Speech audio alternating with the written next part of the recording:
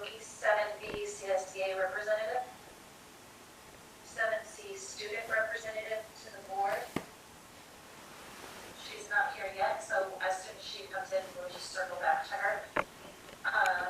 7D superintendent gold standard report. All right, thank you. So Alex, I'm just going to make a minor adjustment. Skip through the first slide with the student board representative, please. Appreciate that.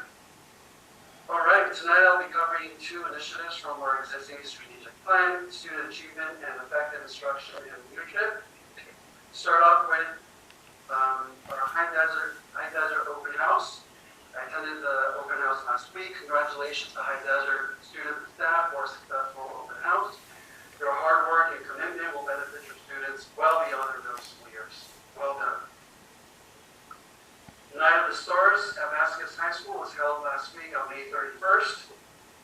We awarded 8 students with the Superintendent Senior Scholarship with an amount of $500 each. Thank you to the seniors who submitted their essay as part of the application process. We truly appreciate you and your efforts. Department recognitions, academic excellence, valedictorian, and excellence in athletics were recognized and honored that evening. Congratulations to all students and staff for your incredible dedication and hard work. Next, we got the Senior Walk. We were thrilled to coordinate the 2023 Senior Walk just the other day on June 7th. Thank you to Vasquez High School, High Desert, and Meadowlark. Thank you most importantly to our graduating seniors for inspiring our future Mustangs. That's pics there, and we have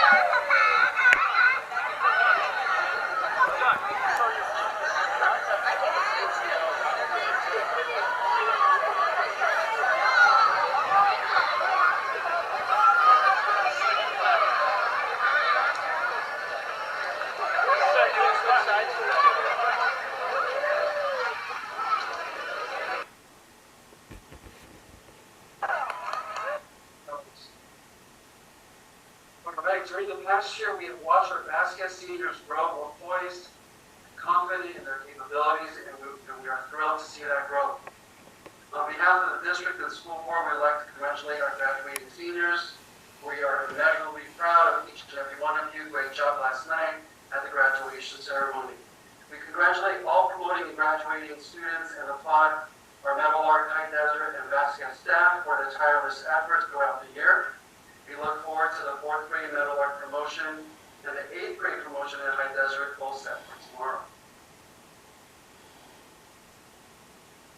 Next we have 2.0, effective instruction and leadership.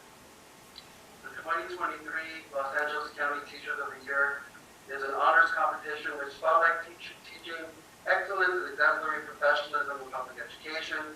The competition is the largest of its kind in the state and is part of the oldest and most prestigious honors contest in the U.S. for public school teachers.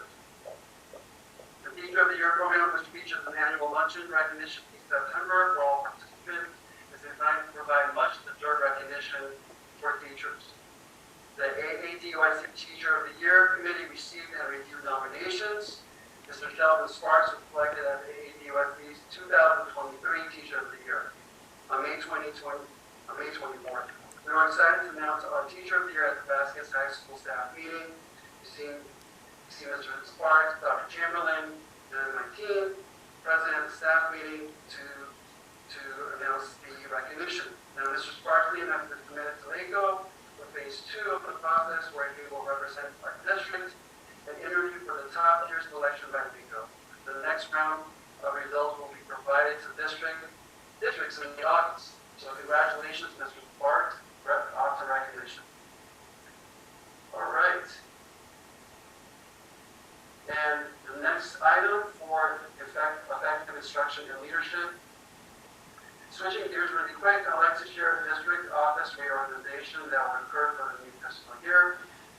Currently, human resources and services and pupil services fall within one department. For the upcoming fiscal year, I'm looking towards a reorganization of our district office, which involves shifting 3 areas of focus to two different managers. Moving forward, human resources will be its own standalone department, while ed services and pupil services will be their own department. With that said, Human Resources Office will be rebranded as the People and Culture Office. The coordinator for the PCO office will not only be tasked with personnel, resources, and support functions, but will also be versed at conflict mediation resolution. Conflict management strategies, when implemented with fidelity, will increase employee engagement and retention, eliminate distractions, and support a healthy work culture. In addition, the coordinator will provide clear strategies to prevent conflict, a plan for conflict resolution, to empower individual staff members to get decisively and consistently, to act decisively and consistently when situations arise. In addition, I'm looking to have satellite offices at each school site for the coordinator. They will provide the convenience of being on site with established office hours. Their accessibility and visibility may mitigate early concerns and issues. Both the coordinator of PCO and the director of ed services and pupil services have been posted on EdJoin. I'm eager to provide the community and the district timely updates as we move forward in the process. Thank you. So, all right, Miss Emily, I'm going to put you on the spot really quick as part of the superintendent's report. Glad you made it with Mom. I just want to. Sorry, I will be. You're right here, so that's all that matters. You're a perfect man. I look at her chart, that's just okay. Okay, we're clear. We're good to go. We'd like to conclude this report by congratulating and thanking our student board member, Emily Unagi. Most student board members are high school students and serve a 1-year term. They have outstanding academic performance, as well as rich experiences in extracurricular and youth leadership programs. These students represent and advocate for their communities and use their role to improve education for all students of their districts. Emily is no exception. Not only is she excelling in her academic studies, she's also a super athlete, and we all come to learn, a member of the National Honor Society and vice president of the sophomore class of 2024. While serving as our school board student rep with great pride and efficiency. We thank you, Emily, for a job well done. We know you are destined for great accomplishments in your future. We are extremely proud of you. Thank you to your mom and dad for sharing your time with us. Congratulations, Emily.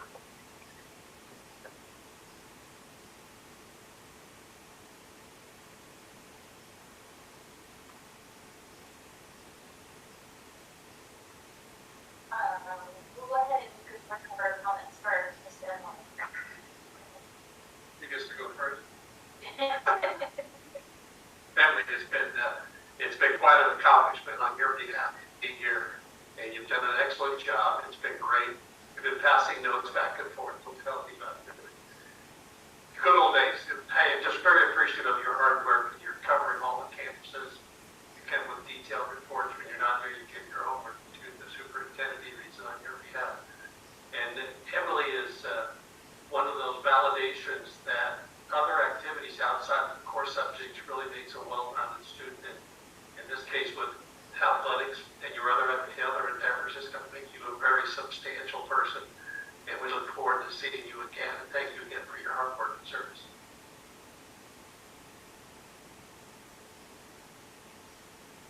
I've had the opportunity to join my daughter and Emily many times. And the most impressive part is always the depth of the conversations.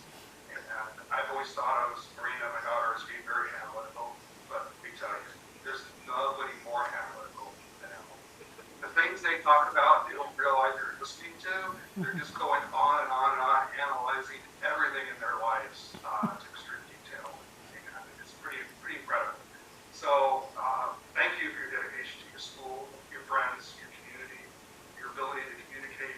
represent the students of PHS has been just amazing. I hope you continue to pursue more leadership and service positions in the future.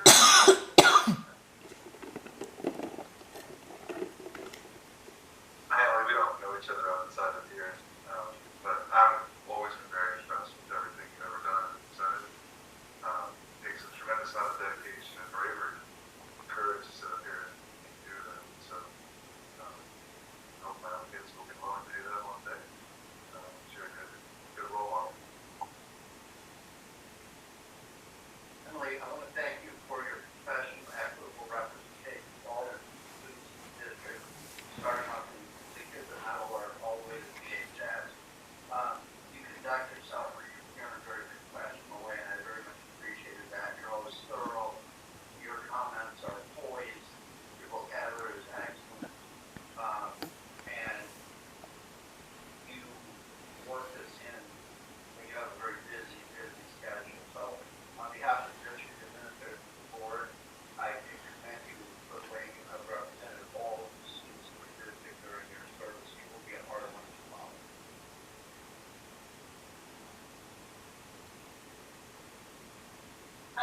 Emily, the board and the district have been extremely blessed to have you as our student board representative, representing the district in each school site and every student on all of our campuses.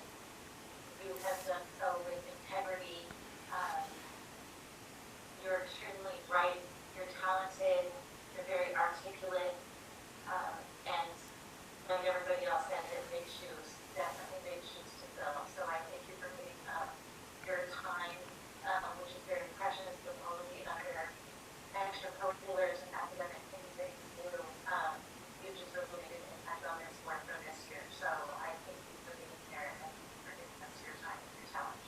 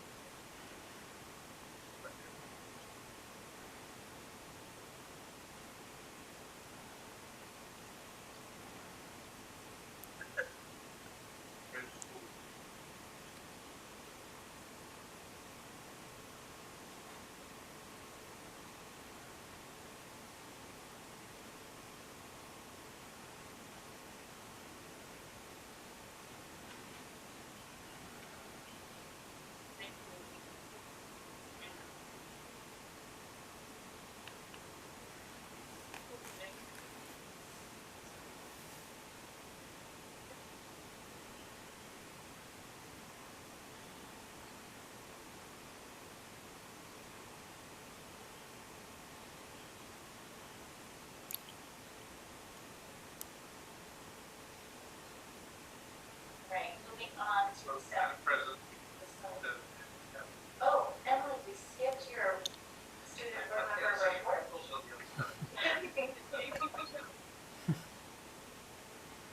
So we'll go ahead and circle back to 7C student representatives to the board. Okay, good evening, everyone. So our district is finally wrapping up the end of the school year. Yesterday was graduation, so congratulations to the class of 2023 and good luck to whatever it is you end up pursuing. Tomorrow is culmination for our 8th graders at High Desert, and it's also the last day of school. As this is my last board meeting as student representative, I'd like to say thank you to all of you. Thank you for the flowers and all your kind words. It really means so much to me. It has been an honor and pleasure to serve this position and be chosen. It's incredibly humbling, and it makes me so grateful that I was chosen to fulfill this position for the district. And lastly, I'd sort of like to leave you guys with my last advice and insight as student representative. We have so much potential at this district. We're truly like no other. And I think it's so important that we listen to one another as a community, whether it's a student, a parent, a teacher, a board member, just listen to one another. And we're all here working towards the same goal, to better our schools, to better our district. And I think that communication and just being kind and compassionate and having those listening ears to whatever it is will help us work through whatever problem comes in the future and will help us be a really great district. That's all.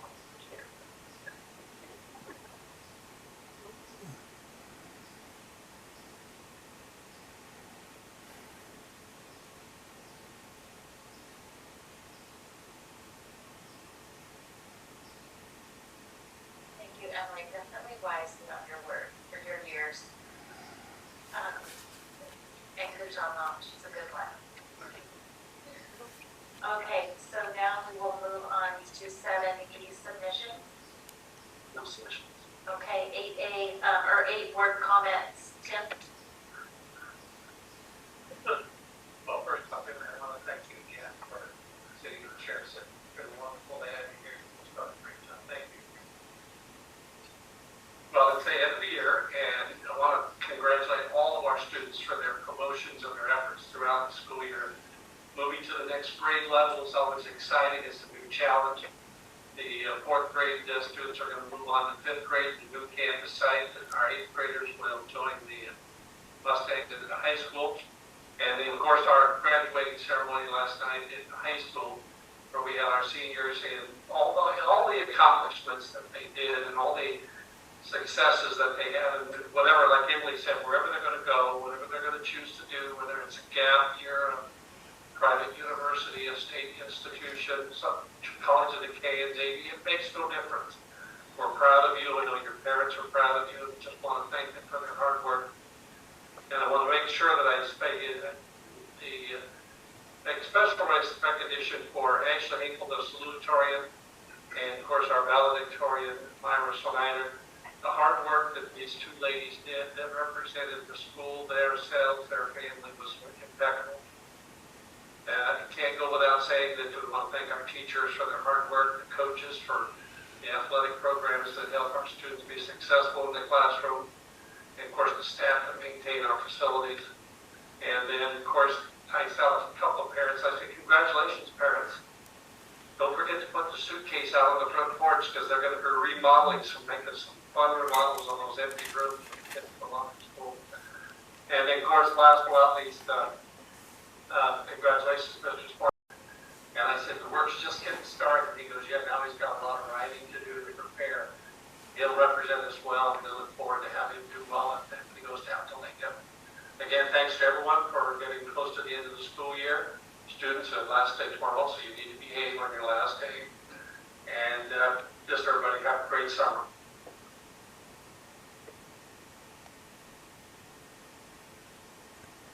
It's amazing how quickly the school year goes. I've been here for 6 months. I feel like I've absorbed a lot. I've learned a lot, but the job is just beginning. So thank you for everybody, all of our students. Congratulations to them, obviously, all the teachers and staff, and everybody who makes this place run every day. It's amazing. It's a big job, and it's a lot of work.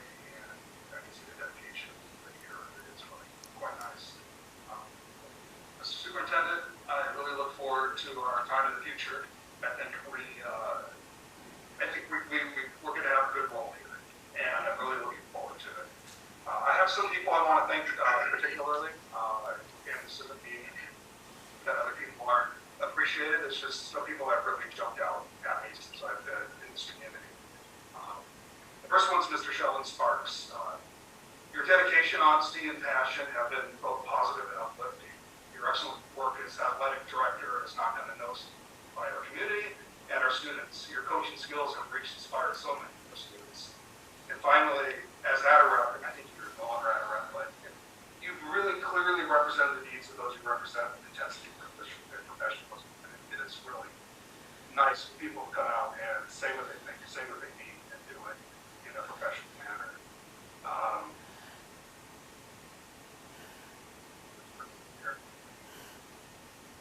Definitely already.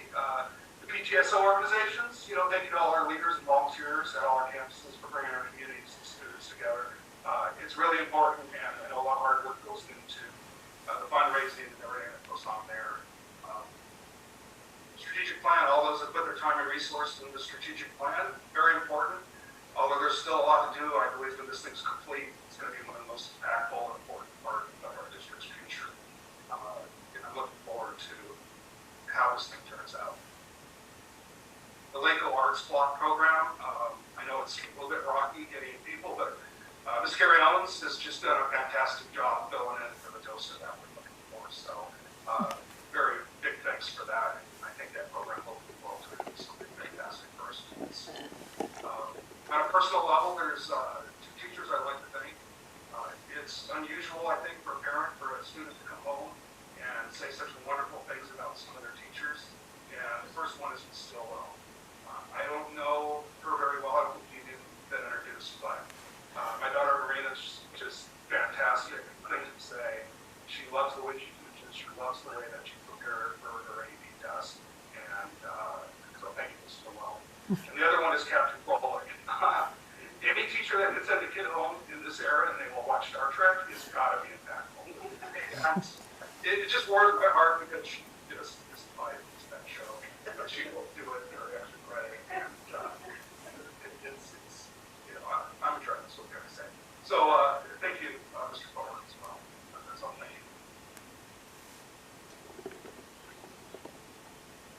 I got to go to my first graduation and be on stage with the VHS team. I watch all the VHS grads and I really enjoyed that. It was a fantastic moment. 9 stars, watching everybody be awarded for all their achievements was it was just fantastic. And something that stood out to me though during the graduation was how well loved our teachers are. I don't remember that when I went to school, but you could hear the cheers, all the comments and everything, and it's truly a lot of teachers have made a lot of impact in a lot of students' lives. And I think that's something that really speaks to the uniqueness of our district and how special a place this actually is. I just don't think you see that in many places like you do here. Dr. Saki, what percentage of our students graduate? For our fantastic counselors and the hard work of our teachers, 100%. 100% graduation. We should really celebrate that. And our teachers and staff, all the leadership needs to be district needs to certainly be congratulated. So job well done. That's all I had. Okay, I'm going to leave the summary of the graduation last night to the president. Gave a fine talk. First off, congratulations, Sparks. I wish you well in the next level because we all know that the teachers discriminate against the gym teachers. We know that, right, Tim? Yeah. But anyway, good luck, Sparks. Represent us well at the county level. I love county awards.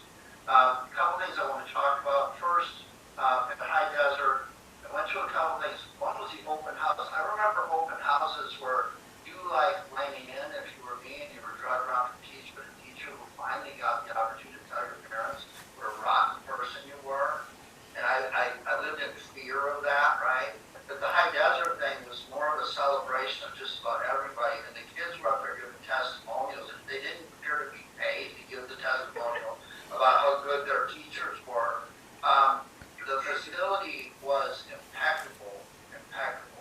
And then I went to a sports night thing, and I've had female students. My older kids are, sports was easier for me to support when I could walk and I was younger, but I've had girls, so I haven't been involved in the sports.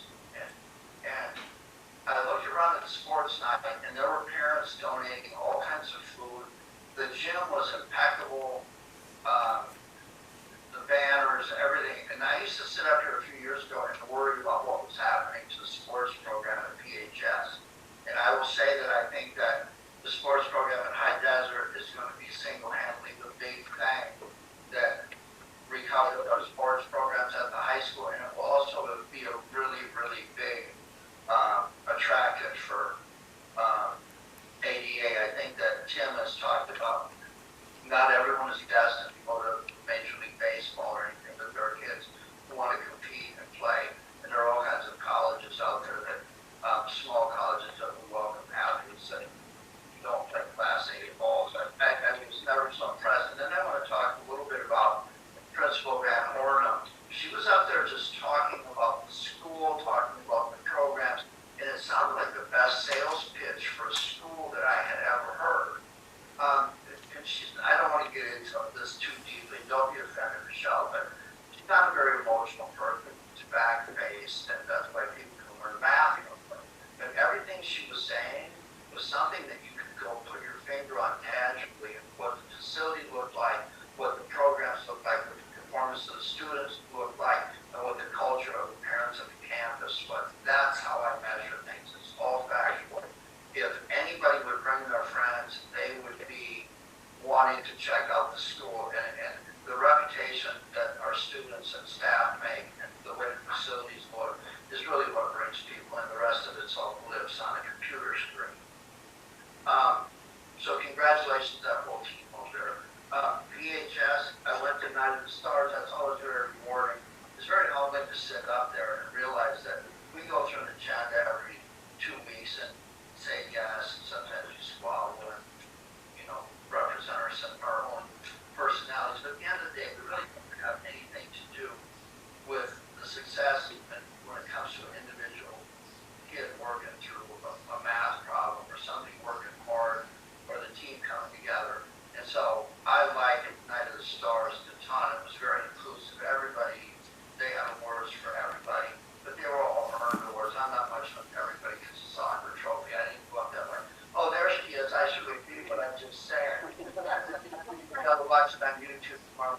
As I said, one of the things about your team in your school, one of them. Thank you. Okay, I thought graduation of class of 2020 was bad because the kids couldn't have a ceremony. Last night I sat there and we were up here approving a different curriculum. It seemed like every 2 weeks people were worried about forced vaccines and who knows what. The teachers were trying to teach kids on computers, and then some of them could come back, and it was just a mess. So the class of 2023 had every possible blockade thrown in their way to success. You all made it through it. That's great resilience. And I know on behalf of this board, I'm proud to say that you go out into the world and say, I come out of Acton, California to mean something. So congratulations to you all. Grant time. I've told this story again before, so I'm not going to say it again. An art teacher visited my home at the beginning of summer when I was in second grade,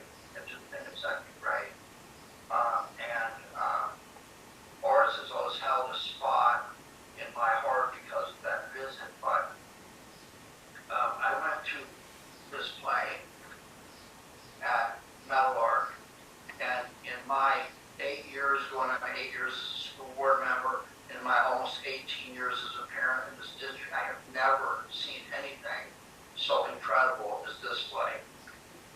And I'll tell you why. Don't take this the wrong way, superintendent. Do you know there are superintendents out there that make $400,000 to $450,000 a year? You know that every time budgets get cut, what's the first thing that goes out the window? Oh, we don't have money for arts, we don't have money for music. Well, without arts and music, how is the individual supposed to express their individuality? We're all individuals. If we were all like me, the world would be perfect, but we're not. Terrible, only I would say that, but think about that. The individuality of people is shown and expressed through arts and music, and stuff that lets people show their creativity. And when you have an appreciation for the creativity of others and what brings them as an individual, that's what makes community. Me yelling at you is not community. Me being arts out of the classroom and put them outside and lead everybody to believe that there's not enough money for arts. Well, I haven't seen much individuality of people putting together slide rules and sitting there and having a math competition. I commend you all for being able to do that, but that is not what builds people and tolerance and civility and all those other things. So, what happened this time is you have a young teacher, student teacher, who's being supported by a veteran teacher who has been my child Tammy's homeroom teacher probably 17 different times. She's the longest veteran of Meadowlark School, and she's doing great at the high school now. But at the end of the day, art was brought back into that school. It was all an internal effort. I know the community supports arts. I know that. I like that. But the teachers put the whole thing together. You know who funded it? The teachers. Oh, teachers spending their own money, right? That's a new thing. But everybody got together. Young teacher comes in, does a play. She said that they did this play at her school when she was in 4th grade. Brings it in here. The whole campus came together. I learned more about 1850s United States history in 45 minutes from a bunch of little kids, and they were all participating. Nobody paid for an enrichment program. It was all part of it. So let's talk about what that means long term. I hear people peddling these words that they learn at the conference. Oh, collaborative, throw a few out there, whatever, you know. I can't even think of them. They make me sick. But they're just words. They mean nothing. But when you give a teacher the ability to take art and show somebody that this art that you just drew shows perspective, or this play you just did teaches it. When you take arts away from the teacher, you take an integral part of the curriculum in which that teacher can reach the individual student. So here's what I would really like to see as a school board member. This is not a directive, you know me better than that. If I sit up here and nag long enough, stuff shows up on the agenda. But we have a really cool principal network. Principals are working with each other. And Lester over here is a sales rep and a brand person, and you don't know where I work. I'm big on that too.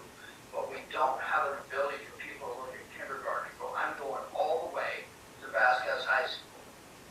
Well, what can they tie on to? This is one of the things they can tie on to. So I would hope that the kids who did this play, and it was amazing, they had played 2 days, and there was a completely different cast on both days. So they reached every kid in the 4th grade class. So what I would like to see is this arts thing that we're talking about. Get it back in the classroom. You don't need to depend on the outside world and whether or not somebody can get a ride to school or enrichment programs, but got the money or not. Move those kids, take that with you to their 5th grade and 6th grade and move it up. And in no time, you will have a performing arts program and everything else you need. So this, Miss O'Brien and Miss Scheidegg, you did a wonderful, wonderful thing. It impressed me. I'm always impressed by things. But this struck home to me, so thank you.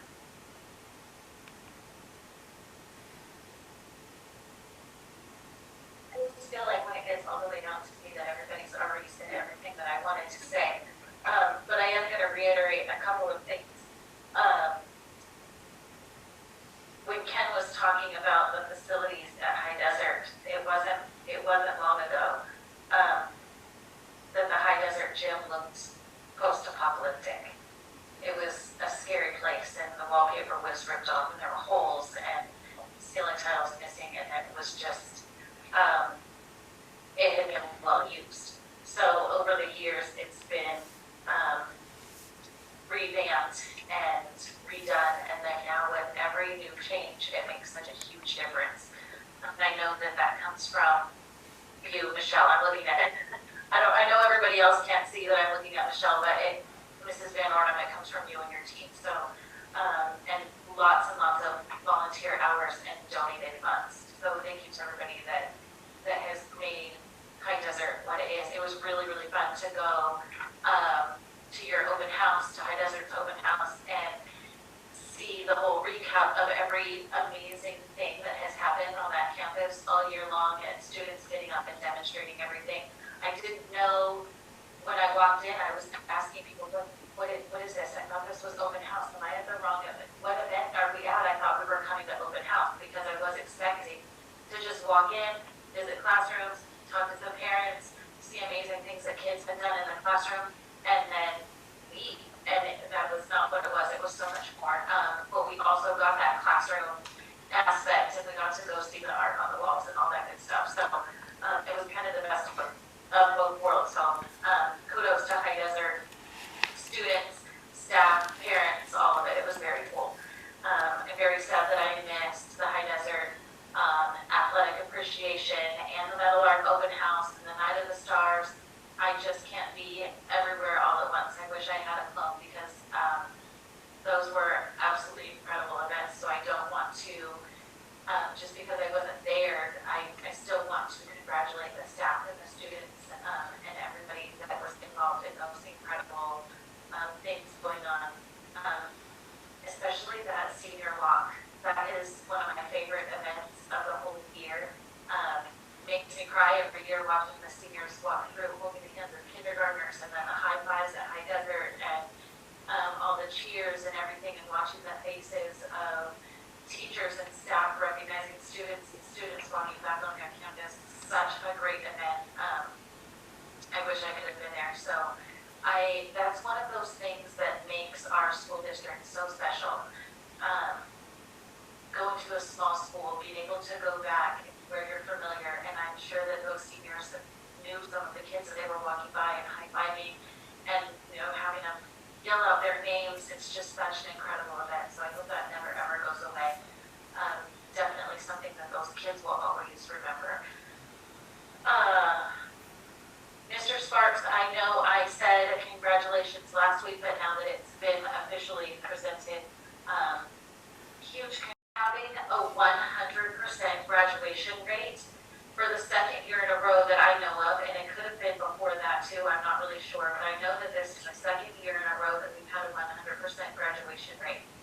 That's huge. That's absolutely incredible. And I know that the common denominator is not anybody on the board. The common denominator is not even the admin there, although I know that they do a huge amount of work. The common denominator is the teaching staff and the counseling staff, and I know that they have just worked tirelessly to get those kids to earn the credits.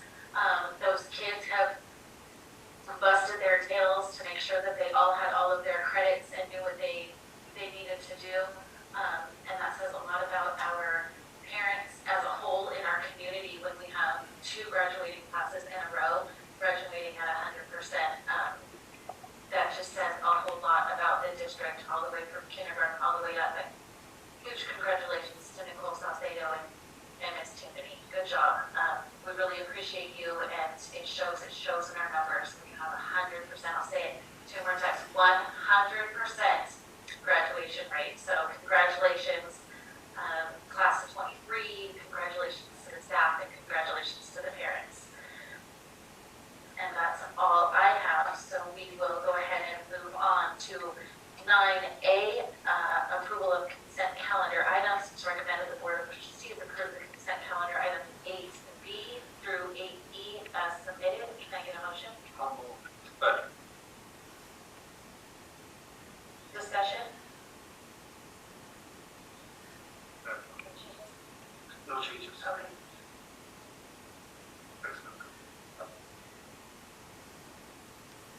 I love seeing when we're taking advantage of piggyback bids, when we're starting to look out at the market and see what others have competed for, or you put in a proper bid process, and we can lean on those work that others already done and get pricing that we normally would not get as a small school district. So long.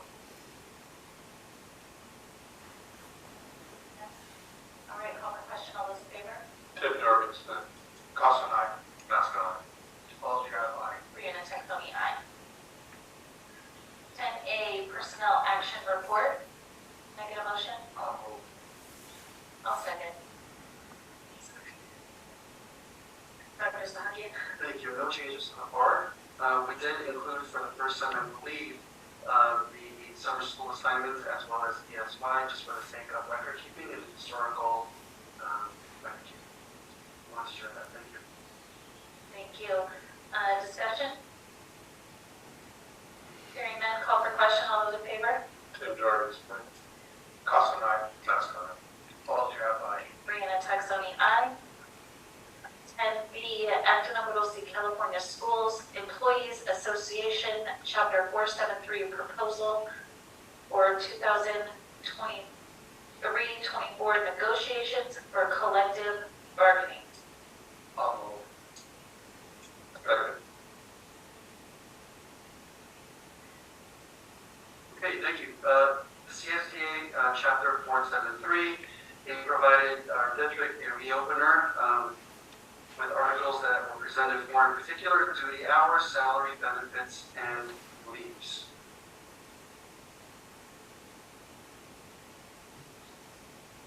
Okay, this is not an action item, so we can just move on, correct? 1C, Acton Middle Unified School proposal for 2023-24 negotiations for collective bargaining. Can I get a motion? I'll move. Second. Thank you. At the minimum, the district intends to address the four articles: duty hours, salary, benefits, and leaves as presented by CSA. Thank you. 10D, declaration of public hearing of CSEA's initial contract proposals for negotiations and ADFD initial contract proposals for negotiations according to Government Code Section 3547. This is the hearing. Can I get a motion to open the hearing at 8:15? Second. Okay, the hearing is open. Dr. Sakin? Thank you. It's our recommendation for our trustees to conduct a public hearing of CSEA's initial contract proposals for negotiation and the ADUF initial contract proposals for negotiation according to Government Code Section 3547. Okay, discussion? There's no public comment. No public comments. Okay. So we don't need to vote. We will close the hearing at 8:15 p.m.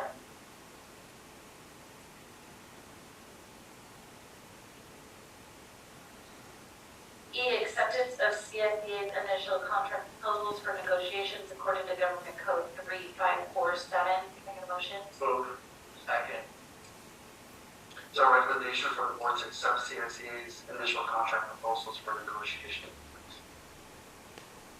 Discussion?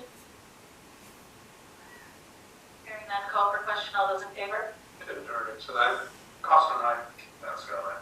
All you have, I. Brianna Texoni, aye. Acceptance of AAD USD's initial contract proposals for negotiations according to Government Code 3547. Can I get a motion? I'll move. Second. It is our recommendation for the board to accept AAUSD's initial contract proposal for negotiation. Thank you. Thank you. Discussion? Hearing none, call for question. All those in favor? Tim Jordan's. Cost and I, that's gonna. All you have, I. Brianna Texoni, aye.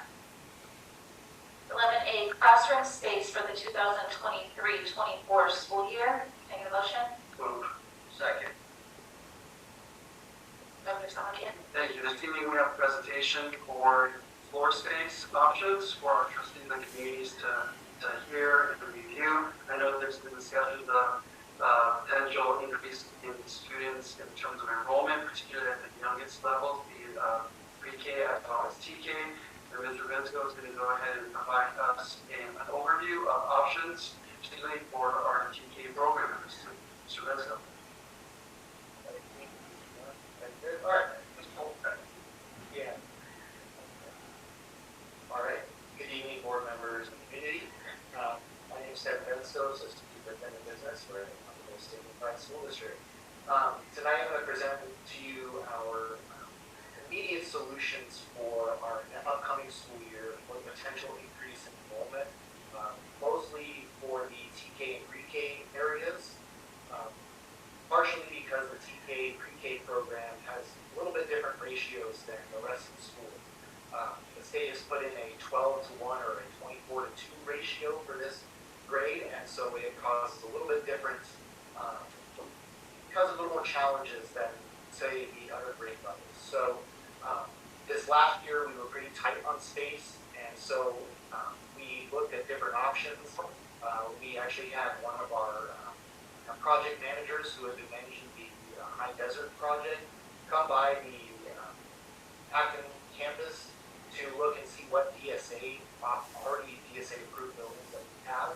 Because as I in the presentation, you'll see that we have DSA appointments are about 7 months out right now. And that doesn't include any design, that doesn't include anything. So even if you wanted to put a temporary classroom building on the school site, we're looking at 7 months out. So we couldn't just go out and say put another classroom on Meadowlark. We would have to, we need to design something before that. So again, we brought our project manager out to look and see what buildings we already had on site, and we do have the 2 buildings that are currently housing what's that? Sunny Days. Sunny Days. Thank you. I was going to say sunshine, but Sunny Days. There are 2 portable buildings, and so that was one of our main options. So what we consider are this. Options A and B are basically refurbishing these buildings. I'll get into the exact details of what that entails coming, but here you can see a little table of what the options are and what the costs. So option A is just replacing, basically leaving everything the same in terms of playground, and replacing it and refurbishing the sand. We have about a $50,000 one-time cost, but we would gain 2 classrooms and an additional playground to be able to house about 50 to 60 students. So in case our enrollment goes up by that, we would be able to control or at least have space for those 50 to 60 students. The other 2 options, C and D, are to rent non-DSA approved buildings, and they would just be used for staff use. So what would happen would be the staff office land at Meadowlark would be moved to that portable building, and then the staff building in the office would be used as utilized as a classroom. You can see that on option C and D, there's one-time costs and there's ongoing costs, that the rental costs of the buildings, and we would have to submit or enter into a 1-year lease for that. So, and as you can see, we only be gaining 1 classroom space for a floor. So, district is really been considering, and we really would like to recommend the options A and B.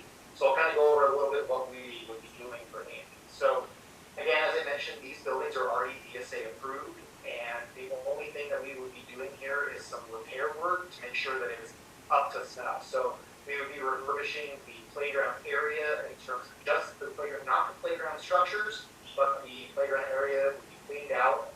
We would either replace it with sand or mulch. And then we would use paving around the dirt blocks so that we have parking and drop-off spaces. We'd also repaint buildings, do some repair work on the ramps, and buy some new swing, actual swing piece, not the swing set, or just a little bit holders, I guess you would say. But yeah, and so that would be the basic A and B, and based on our recommendations and just overall cost analysis, we'd like to recommend option B, replacing with mulch. The sand poses problems with carpeting. It gets trapped inside. We don't want to, ruin the carpets even further and have to replace those carpets. Mulch would be a little bit better option. The nice thing is the state has granted a universal pre-K implementation grant that is one-time funding that we can use to expand our program. So this would go into our unrestricted funds. And with that, I will open it up for questions. Thank you. So I guess I will first. So now these the buildings right over my left shoulder back here, right? That is correct. Okay, so C and D route, because you can't separate staff from when the students are. That's a little very. Now, what is this mulch? Is this the artificial mulch or don't? This one would be like the wood chips, wood chip mulch that they come out, and we have to put in a certain impact rating so that it'd be safe for their student use. And they do, that's approved for students to be participating in wood chip mulch? Yes, as long as it's at a certain depth. I couldn't tell you off the top of my head. And it's a size particular stuff. Correct. Yes, sir. And you're saying that what's the time frame for completing that? So this, if approved tonight to move forward with option B, we would have this done by the end of July at the latest. So it'll be available for us for fall if we have the expansion. Now, in the event that, am I hearing it right, is that we're going to use them if we need them, or we already know that we have best guess that we're going to need them, we're going to have students there? As of right now, our projections show that we would more than likely need them, so that our plan would be to open the school year with those housing the TK pre-K program. And then where's going to be the segregation or the separation of students that are going to come to this facility as opposed to going to Meadowlark? Because I'm presuming that the Meadowlark principals and administrators are going to be responsible for this work here. Yes, that's correct. So they're going to go to Meadowlark and then the parents will bring it to Meadowlark and then the bus will bring them over here, or are they going to bring it directly here? The bus is going to make it around here, drop it directly here. There'll be an option for both, whether parents are going to be dropping them off, but we have discussed the drop off in the pickup area so that it's not impactful to any of the traffic that we have alongside Crown Valley. But that has to be discussed, and we'd rather the plan for that as well. So now, some of these students are going to be at Meadowlark in classrooms, and then some of them are going to be here at that same pre-K.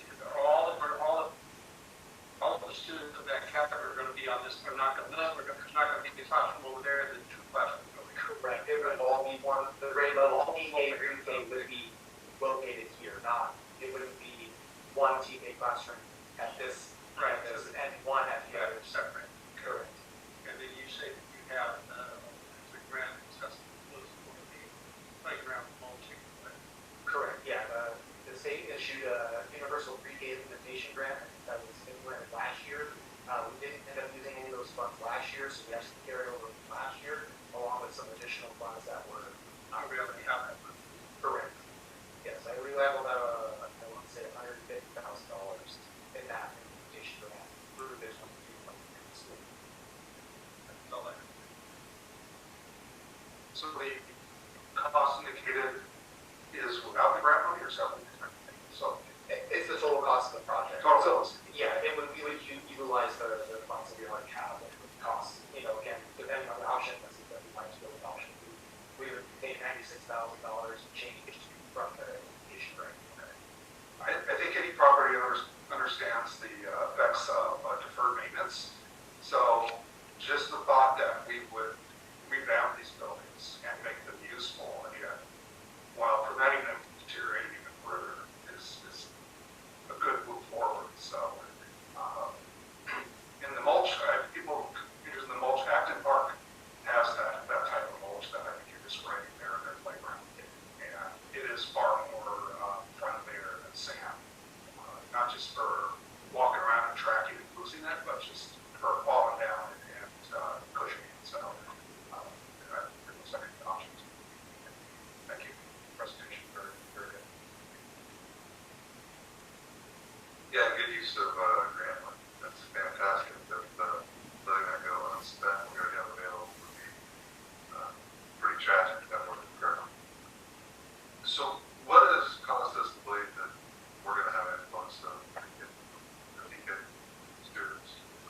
Well, so partially the state has, so the way that the TK or Universal Pre-K program has been implemented is that each year an additional 2 or 3 months of eligibility is opened up. So when UPK was first brought about, it was only students that turned 5 at September 2nd through December, and then the next year it was December to February, and then this coming year would be March to April, and then the final year would be the rest of the year. So it's a projection at this point. As we've seen the last 2 months, we've been gaining about 10 to 15 students, so that's what we projected. So there's more customers then. Yes, absolutely. That's a larger group. That's good. Correct. What about, are there any other construction plans that are in place to deal with any other expansions and other grades? I know you said there's a 7-month process, but if you don't start that, it never happens, right? Right. We have an influx of students that Small Band Ornament has been keeping track of at Aadusd. However, there's a little bit more capacity in terms of classroom spaces at Aadusd to accommodate. So we're looking forward to that as well. So what number of ADA do we run out of space currently with current to about 50 to 60 seats, if you will. So that would put us at about 1,050. If we got really over about the 1,070 mark, 1,080, then we would be running into issues potentially at the other school sites. But another thing to keep in mind is there's classroom ratios that we might have to utilize if it's a quick 1 year thing to be able to design further. But I would say we have about, again, we have probably about 70 to 80 overall seats that we can still fill. And the goal is to get to the 1440 mark, right? That's our Break even point, yes. it's 1440, so an accompanying plan along with that. Good to see as well, and just looking at that. Cycle stuff. I was talking about floor space here. I didn't have to dog anybody, so I very much appreciate this. This is important to me because in my world, if you have a financial need, a break-even need, and you don't have the floor space for that, the teachers are coming back from COVID and can't reach the kids, and then they're stacked in the room so thick that a teacher can't reach the kid. The teacher can look at a kid over there and say, that kid's really bored, this one is acting up, this one needs additional support. So if you don't have the floor space, it's like shopping, not that I buy these cards, but did you ever go try to buy a Mother's Day card like the morning of, they're all picked through, there's 1,000 people there, and you just can't deliver the service you want. So floor space is important because if we have 1440 is our need, and we don't have 1440, I don't know what we're doing, I don't know what we're talking about, we're not focused up. And then to Lester's point, once they get here, what are you doing to keep them here? Sometimes people move and say, I don't like it over there, and I've heard good things. It's like when I talked about the principal at Van Orden's sales pitch the other night, it was like they know why they want to be there, they can look at what they're seeing, but when you get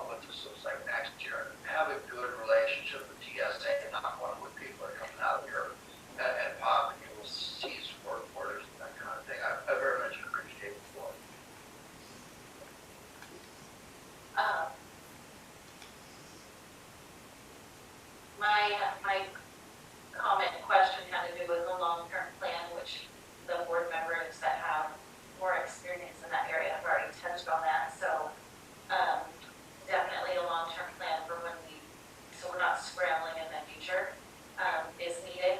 And then my other question is, you said that this was where Sunny Days is currently held. Do we have a plan on where we're going to house Sunny Days? We're not just kicking them out.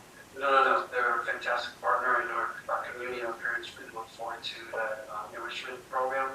And their administration has already been spoken to. They're very accommodating, and we're finding them a space here at the Acton site. And so it's just been a great collaboration. So they're on board. So we're maintaining that for next year. Okay. That's great, because I know that there's families in our district that absolutely depend on Sunny Days. How many classrooms at Meadowlark currently house TK in preschool? My understanding is that it's two. We have a pre-K TK class and a straight TK class. So moving those two classes over to here will free up 2 classrooms at Meadowlark, for when Meadowlark grows, we'll be able to expand into those 2 empty classrooms over there. Correct. Awesome. And one more comment. When I went to school here, this is Ranieri's class, and Miss Tor's class, kindergarten. I sat in that class over there every time I got in trouble.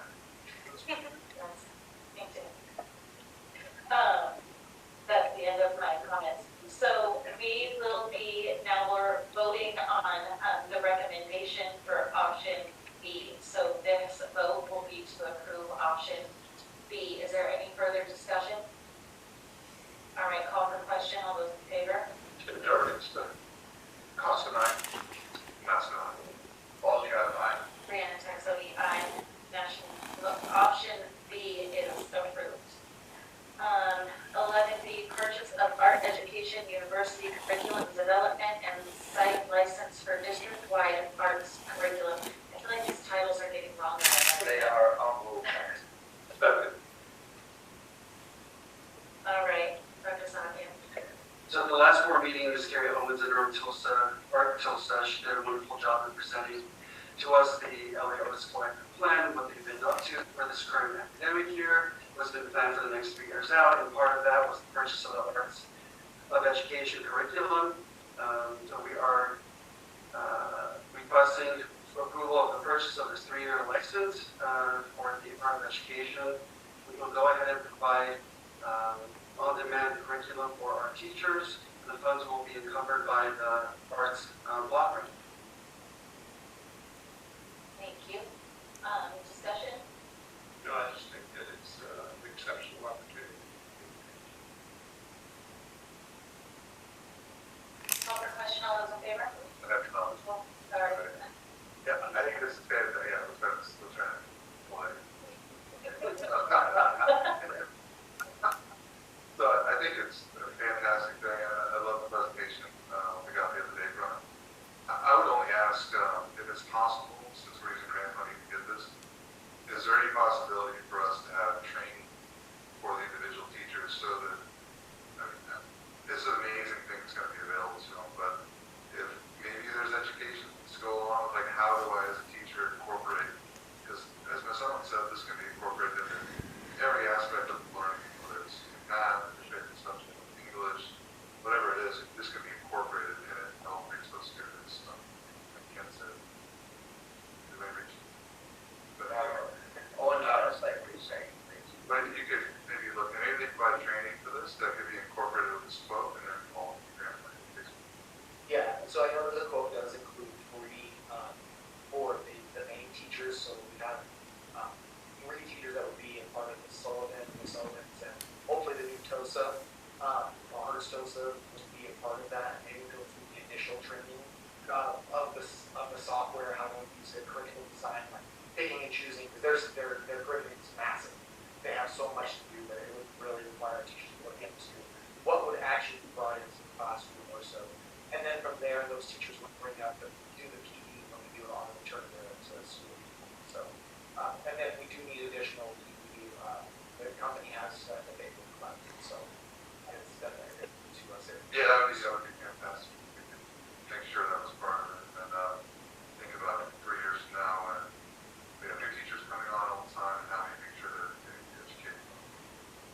I should ask is the PD council meeting this Monday between 1 and 3 is part of the discussion.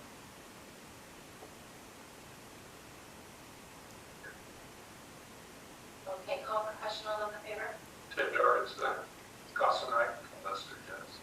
All drop by. Brianna Texani, aye. 11C, purchase of interactive panels and mounts for pilot. Can I get a motion? I'll move. All second. So the district is looking to pilot 7 interactive panels for the upcoming school year with the goal of replacing the aging and outdated projector combos that are currently in classrooms. So we'd like to go ahead and slowly initiate the transition and pilot. So we're looking to install 4 at Metal Arc, 1 at High Desert, and 1 at Vasquez. Mr. Metzger, any additional? I included in the board presentation just a little write-up of what's kind of gone so far. Just as a recap to that, for the public, we brought our tech committee along on this, which includes IT, teachers, so all of them were really in on this particular board. This will just, like I said, bring us into the next generation of these smart panels. The old outdated console projector units had more of a maintenance required on them, where these panels are, 1, it's a single unit, and 2, there's no replacing the bulbs. They'll stay bright longer, and they'll be better for the classroom use who want to dim the lights, etc. So again, we're just looking to pilot initially so that we can get teachers on board, taking those teachers at High Desert, Vasquez, technically will be part of that. And then at the end of the year, or towards the end of the year, we'll kind of get feedback and we'll bring another, hopefully, purchase to replace the remaining fleet that is still a projector and a combo. Thank you.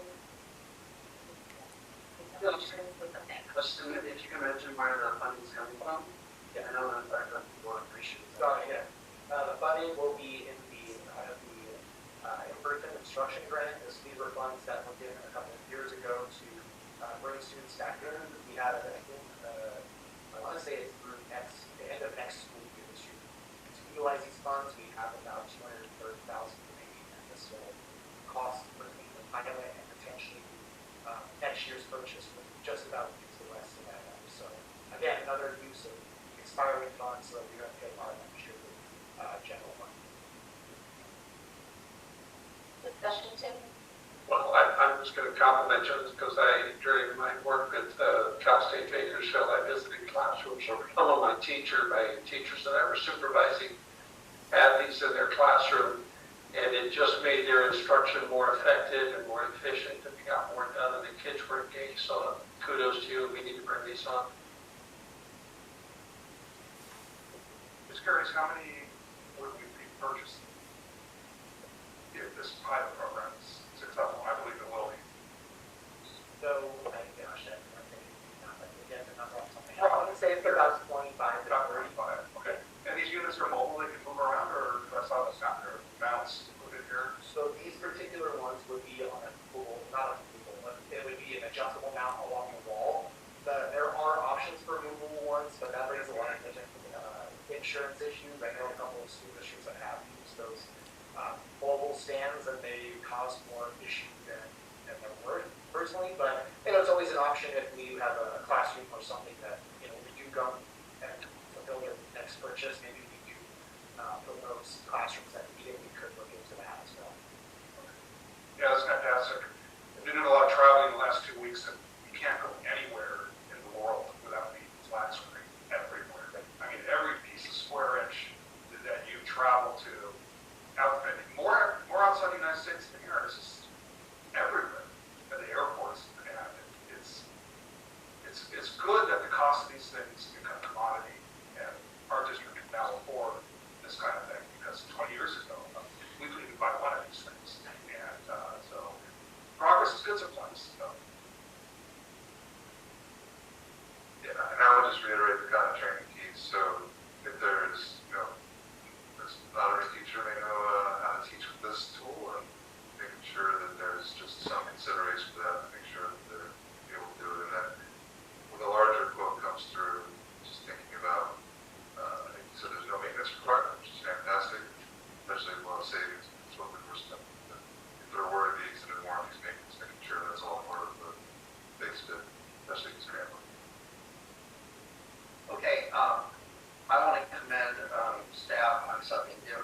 I've waited literally years for this reporting format to come through. I've asked for it numerous times. This is the reporting format. There's variances to it in my world. Anybody that picks this up, it kind of tells you, if you don't know why we're doing this, it's all right here. Why or how we come to the decision we made. Here's the factors. What decision needs to be made, what the fiscal impact. This is standard. I'm hoping that this becomes the model because number one is professional. It's very professional. And when you put this stuff out to people, they go, these people, and it requires staff focus. It's not, just writing something down and standing up here. It memorializes the process. I have been reported numerous times where my staff reports going for years on recommendations and CEQA things and all that kind of thing become court evidence. And then finally, one of the things that's been very frustrating for me is when you come on the board, when I come on the board, when new people come on the board, there are issues that go on and on for years, like the solar panels. So they were being discussed 2 years when I was out in the audience for 5 years. They were being discussed, and then they'll drop off the face of the earth for a while as doing the design or something, and then they'll resurface, and everybody thinks it's a new issue. And one of the most difficult things for a public employee is to get a council or a board that thinks that there has to be a new campaign for something new, and they have no respect for the work that's been done by people here before. That's what number 5 is. Civility statement is maintain respect for the rich history of the efforts of those who served in the past. So if I want to know something and I want to do my research as a constituent or board member, I just search and I find the keywords in this, and I can track down, or I can say background. And then furthermore, in terms of efficiency, so we don't have to reinvent the wheel. It said, hey, this district's been here 138 years. It's going to be here long after I'm gone. This district will not depend on any of us significantly over any period of time. But when I read this, I look at it. If I were to say, Kevin, why are you changing these now? You're saying, well, the breakdown of these is occurring. So how long were they in? Well, they were in for about 5 years. So if I were to ask you some Captain Obvious questions based on the technology, when do you think you should budget in your outlay for the next 10 years? How many times do you think? And it's all right here as Captain Obvious stuff. I'm hoping that the standard reporting from staff turns into this as an exemplary thing.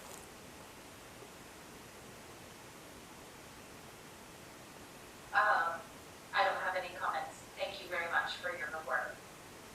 Call for question on favor? Recall, just tapping on what Lester said about PD for teachers to use this.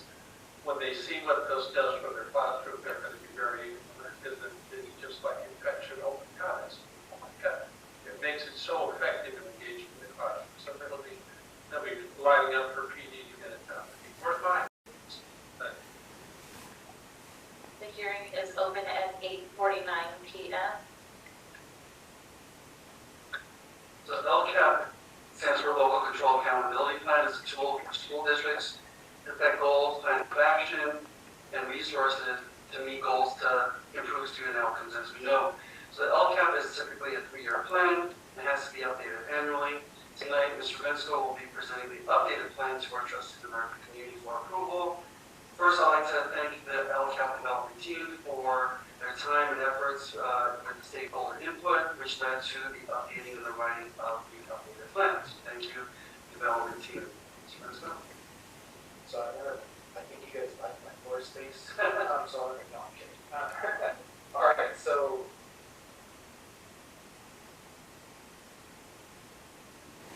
Okay, there we go. All right, so good evening, board members. Again, tonight I'll be presenting year 3 of the LCAP plan to you.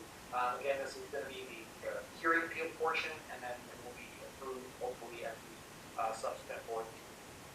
So, looks like there we go. Okay, so what is the LCAP? Dr. Sahaki has already mentioned the Local Control Accountability Plan. It's an instructional planning document that supplements the district's budget. So, a part of the review of this, make sure that we actually include the funding for the action goals that we delineated is actually in our budget. So it was implemented back on the LCFF. It was implemented in 2012, 2013, and it brings it's a roadmap to how the district is going to close the achievement gap.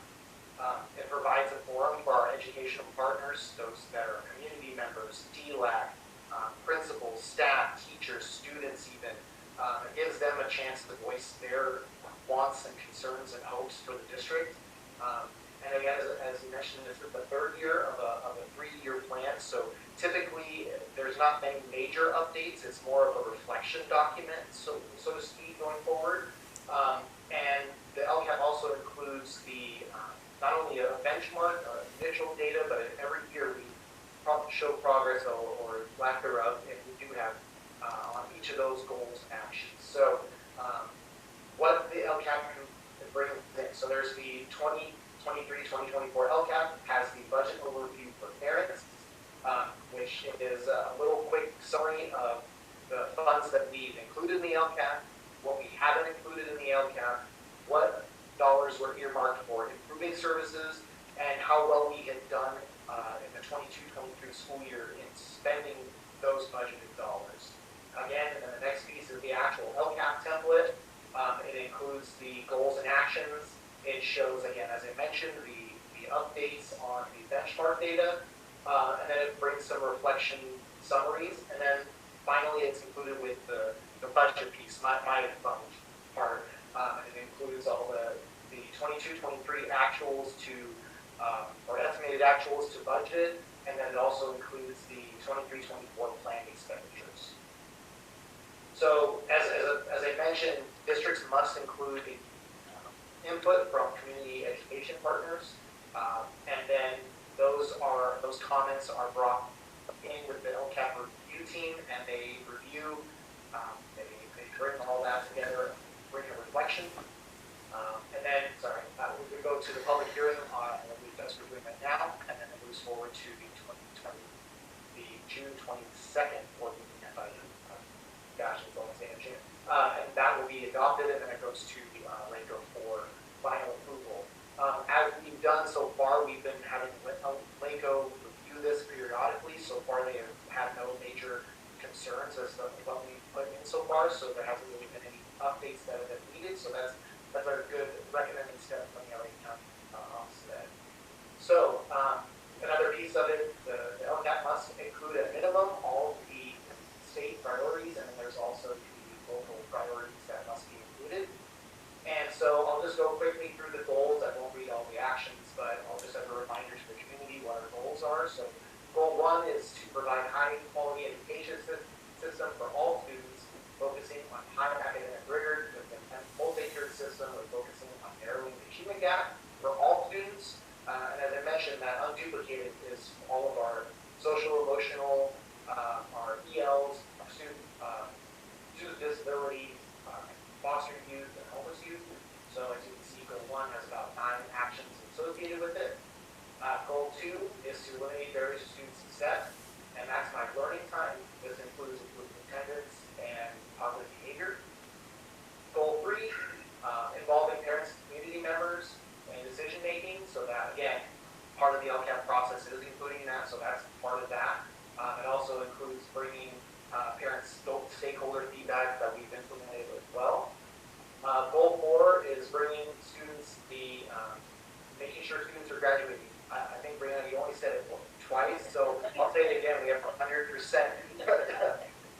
graduation rate, and so you can see that in the benchmark data in the LCAP is located there as well. So, and then again, that arts plan is part of goal 4 as well. And then finally, it's the safe schools and making sure that our facilities are in order, and making sure that we have the proper instructional materials for our district. So again, as I mentioned, tonight we're doing the initial hearing. They'll go to the next board meeting for approval, and then it will be submitted to the county office. And I won't go through this whole part, but basically the county office will talk back and forth with the district and see if there's any updates that we made. But as I mentioned before, I kind of talked through that with LACO. So I don't anticipate any major changes from now till next adoption. So with that concludes the presentation on the LCAP. Questions? Thank you. Questions or discussion, Tim? I just suggest to everybody, this is a really good read. It will take you a few hours, and when we started on it, but room who really wants to get understanding of how things work and what we're working for, I suggest they do that. So Dr. Takin, I don't know, I've been out for 2 weeks, but if we haven't sent a link to all our parents with the LCAP on it, I believe we should do that. We have the adopted LCAP plan on our website. Once this is approved, hopefully June 22nd, moving forward, then we'll have it accessible to our community. So the draft will still remain non-accessible until we sign off on it, is that correct? Typically. Okay, thank you. Yeah, just to reiterate, this is I got the opportunity to read it, and it's a ton of work obviously went into this. There's some, a lot of great writing in there, and there's a very transparent view of where we're at and how we view ourselves and things we need to do that we want to improve on and make better. And I think one of the biggest highlights in it is the amount of money we're putting into things, like, educator staff. I mean, we're really putting a lot of focus. It's almost 10% of our staff budget we're putting back in just for staff education and being able to help, move people along, all that professional development. So I kudos to everyone that was part of it. I think one thing that drew a little bit of a contrast for me, if you were to look at any of those public rating systems out there, like to go around rating schools, I think they need to read our LCAP, because a lot of those don't seem to really know all the changes and things that have gone on here. I thought we should try to get rid of it. Okay, so, my question to you, excellent presentation. My question to you is, we are responsible between us and LACO for the charters, their LCAP documents. How are we, you got anything you don't want to tell me about that? Good. Do you have sufficient resources to make sure that they're LCAP? And then once we go through that, then they're under the same auspices of LACO. So LACO would tell you, no, this is fine. Correct. I didn't see that your stash and fund balance. I'll get to the fund balance thing, while it's available in the budget for put to that to where, parents that want to move to a town. I mean, expand on this. Berman, thanks, fine. I want to hear more about this. I think if you look at like Realtor.com or one of those things where people actually looking to move to our community, there's a little link on the bottom that great schools rating. And it couldn't be more inaccurate. I don't think it's changed in years. I mean, there's some reviews on there that are ancient, and it's just not reflective of me. Look around this place, see what things have done, and it's egregious the way they're reading some of our schools compared to what we're actually doing. So I think there's big opportunity there. You're trying to bring ADA in, you're trying to forecast new stuff, and then something that's publicly available, you're telling an accurate story. That's the building. Okay, so the part about community review, LACO requires that you reach out to specific groups, and if you don't reach out to those groups and show evidence, it's my understanding that you actually take those, or somehow you have documentation, An artifact, a photo. that says that the SPED group was talked to, that the teachers were talked to, that you opened up public hearings. I know there were times I went where I was the only parent there, but so there has been input from stakeholders. LACO is ultimately the one that is going to tell you whether or not this is sufficient, whether you're meeting your goals. This might mainly focus about basically identifying your areas of struggle, which is typically Title I students, and this is a way of giving local control to the districts where they can spend the money, so you don't have somebody doing a line item for $1,000 every those days. And so it's an accountability piece. So I like the presentation. But just please, we can't afford to have charters not doing their audits and their LCAPs. Please, thank you. Thank you, Bill. Crazy amount of work goes into this document, so thank you very much for putting this together, to everybody who was involved, so we appreciate it. Any other discussion? All right, we'll close the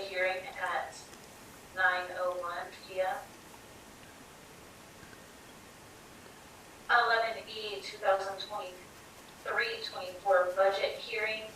Can I get a motion to open the hearing? The hearing is open at 9:02 p.m. I'll turn it over to Mr. Bensko to continue part B of LCAP, this will be the budget portion. It's my show today, I love it. So tonight, we're going to be presenting you the 2023-2024 adopted budget. So we're going to go through the budget cycle. I'll talk about the planning factors that went into this budget. We'll look at our estimated actuals versus the adopted budget. We'll move on to multi-year projections, next steps and considerations, and then we'll follow up with a Q&A. So budget cycle. So this is going to be report one for this coming fiscal year. It encompasses the adopted budget for 23-24, but it also includes the 22-23 estimated actuals. The reason we do the estimated actuals is so that we can get a starting point, a fund balance beginning for the 23-24 school year. And as we go through the year, this slide will come up and I'll have my pointer around it. I'll kind of give you a little bit about what's going on throughout the budget cycle. But today is our first look at the 23-24 budget. So, planning factors. So, to build a budget's only as good as the planning factors that are used to create the budget. We know that planning factors change. I already know that some of these planning factors are correct and already designed and stuff, but I'll point those out as we get through. But planning factors change as we go along. And we use currently for our revenue side, we look at adopting the governor's A revise as our main starting point for our revenues for the 23-24 budget. So we'll start with go through the enrollment. Our next year's enrollment is we're projecting flat based on a cohort method for the most part. We're gaining about 7 students from our CalPADS report from last year. And then we move on to 1,000 and 1,000. This is kind of a combination of the demographer's report and our intent to returns that we've received, and just principal feeling. We've kind of looked at all the different data points that we've received so far. So this is where our enrollment is projected somewhat flat for right now. But again, those don't really take into consideration any big influxes from a charter that's max exodus or vice versa. So and then actual ADA and attendance rate. So one thing I want to point out is this 89.8% attendance rate. That was what our P2 attendance rate was this last year, and so in order to be conservative, I'm going to keep that for the out years as well. I hope that we don't have that low. I hope that we continue to gain. That's going to be one of our goals for the upcoming year. But in order to be conservative and not to over-project revenues, I'm keeping that at up at 90%. Historically, we've been more like the 94 to 95%. So, but again, it's all me personally, I like to be conservative so that we're not hitting and going on revenues that we may actually not get. So, funded ADA. So the difference is you can see that our actual ADA to our funded ADA is definitely different. The state has 3 ways to come up with funding. You either have prior year, greater, prior year, or current. And then this last year they threw in a 3-year average to help with the decline in enrollment around the state. So our funded ADA for the next 2 years is about 926, 911, and 906. Those are butts and seats, I guess, in layman's terms, if you want to go with that. COLA, as the governor projected, we have about an 8.22% COLA for the current year, and that will be applied to the LCFF among other category programs. And then here's the one that I messed up on. I apologize. This average unduplicated account is actually at about 63%, not 48%. My apologies. And then mandate block grant is just, it's the little bit of money that the state gives us for all of the mandates that are put upon us. This funding is clearly not enough to cover all the mandates that it gives us, but we'll take any money as that we can get. But this usually gets adjusted with the COLA as well. So that's the revenue side planning factors. On the expenditure side, we have CPI and 7 column. So those 2 things happen on the natural. So without even lifting a finger, our district is going to have potentially a 4 to 5% increase on our costs each year without the district negotiating any new salaries, or any health and welfare benefits. These just happen on the natural. And then we have our STRS and PERS. The nice thing as of right now, our STRS percentage is staying flat at 19.1. But with the poor performance in the stock market, our PERS rates, employers' rates are increasing by almost 2% over the next 3 years. So something to consider in the out years. And then our staffing, because we're projecting about a flat enrollment, we're projecting that our staffing will remain about the same. So that goes through the planning factors. So what does that mean for our adopted budget? So here's a look at our unrestricted and restricted estimated actual versus our adopted budget. And I like to point out the unrestricted and restricted separately, because unrestricted is just that. It's funding that we really have accessible, and we have more authority to spend the way the district so chooses. Whereas restricted are our Title I's. There are grants, one-time funding that we get from the federal and state. It includes our special ed funding, etc. So again, I like to point out the differences because if you put it just in a whole picture, you may not get the correct picture of how the district's really doing. So just a quick overview of that. You can see that from 22-23, we have a net change in our unrestricted or net deficit, so to speak, of $2.1 million, and going to about $950,000 for the 23-24 adopted budget. And then on the restricted side, you can see a major difference in revenues and expenditures as the one-time funds are expiring. COVID, the emergency learning block grant, etc. And then on the multi-year projection side, so that part of our budget process, we have to show that the district can meet our financial obligations for not just the current but the next 2 out years. So one part that I would like to point out again, we're in a deficit spending model as of right now. And again, that kind of is really due to that 90% attendance rate. Every percent of attendance that we lose about $175,000 in funding. So if we go back up to our 95% funding, we're gaining almost $800,000 in funding over the next each of the next 3 years. So again, not only is attendance important for education, that's the number one goal. Forget the funding. It's important that kids are in seats because the lost instructional time has proven over the pandemic we can't afford that. But it also helps our bottom line as well.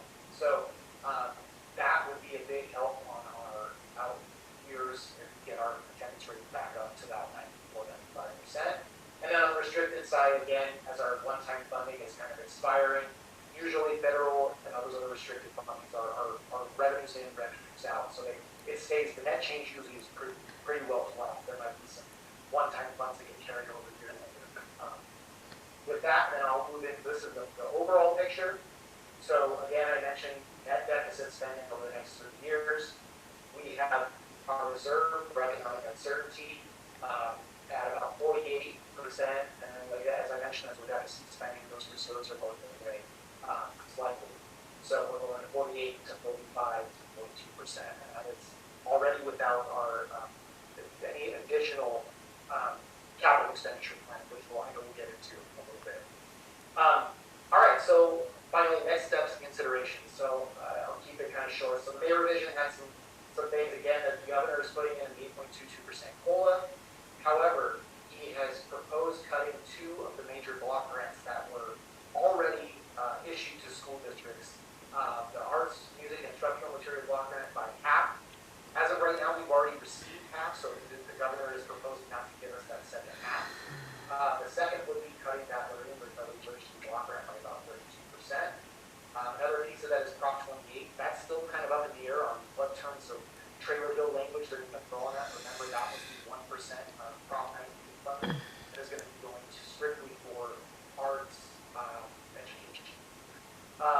One big thing I'd like to point out, the legislation highlights, is that we have a highly risky budget. The LAO, the Legislative Analyst Office, has stated that the governor's projections are 2/3 likely to be overstated. So, again, we have to be prudent, and that's also why I stay prudent with my attendance rate, is that we don't know if our revenues will be at that level. So we've got to be careful with that. The other piece of it is statewide bond bills that have been pending and they've been approved initially, so that's a positive for the potential capital expenditures that we might need for facilities. And then the legislature, instead of cutting these arts grants and learning blocks, they kind of come up with a couple of different options of reducing, without cutting those programs, like instead of how the governors want to do that. So we'll have to kind of wait and see. Our next steps is that the adopted budget is due to be approved before June 30th. And depending on how material those changes are, I personally like to do a 45-day budget revision anyway. It's a good another, kind of check back in point in August.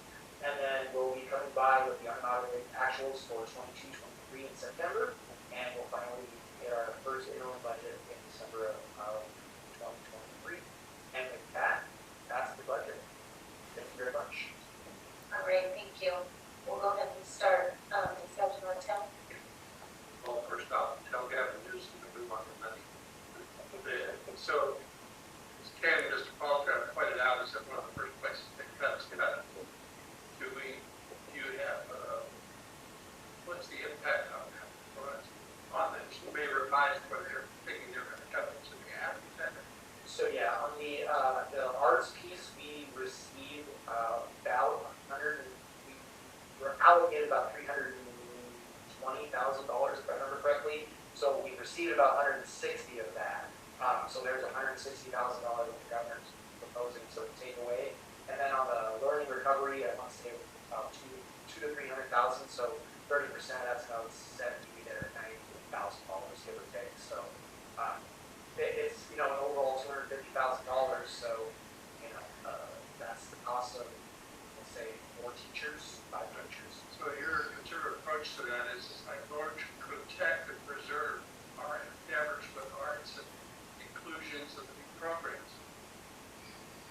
There's method to the madness that you have something in the wind that we're going to be able to continue these programs while they get their act together and check them.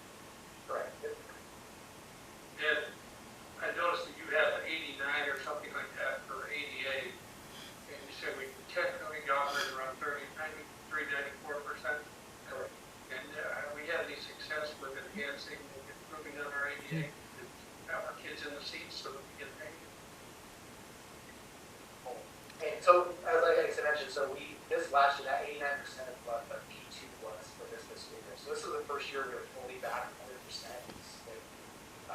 without the COVID model. So I know that our goal, and I know Eric and instructional are working on that. Just comparing to last year, everybody reacclimating to direct instruction and back in the schools and the seats. We're at about maybe 84, 85%. That was a struggle.